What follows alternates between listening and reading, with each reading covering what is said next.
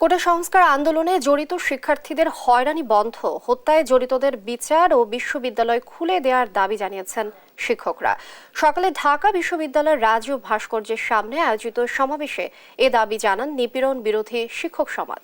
তারা বলেন, কোটা আন্দোলন ঘিরে সহিংসতার জন্য শিক্ষার্থীদের উপর দায় চাপিয়ে নির্যাতন করা হচ্ছে।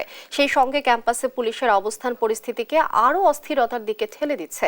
অবিলম্বে হয়রানি বন্ধ, ক্যাম্পাস খুলে দিয়ে শিক্ষার সুষ্ঠু পরিবেশ নিশ্চিতের দাবি জানান শিক্ষকরা।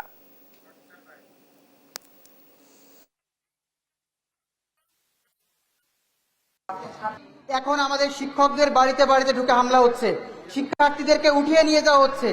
এর সাথে একমাত্র তুলনা করা হতে পারে ইসরায়েলি ডিফেন্স ফোর্সের, যারা প্যালেস্তাইনে নিরস্ত্র মানুষদেরকে হত্যা করছে, তাদেরকে উঠিয়ে নিয়ে যাচ্ছে, তাদের উপর অত্যাচার করে যাচ্ছে।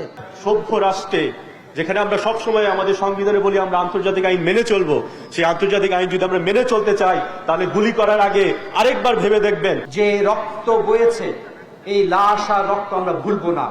এই দেশকে আমরা কাউকে লিজ দিয়ে দেই নাই, আমরা আমাদের দেশকে উদ্ধার করে ছাড়বই।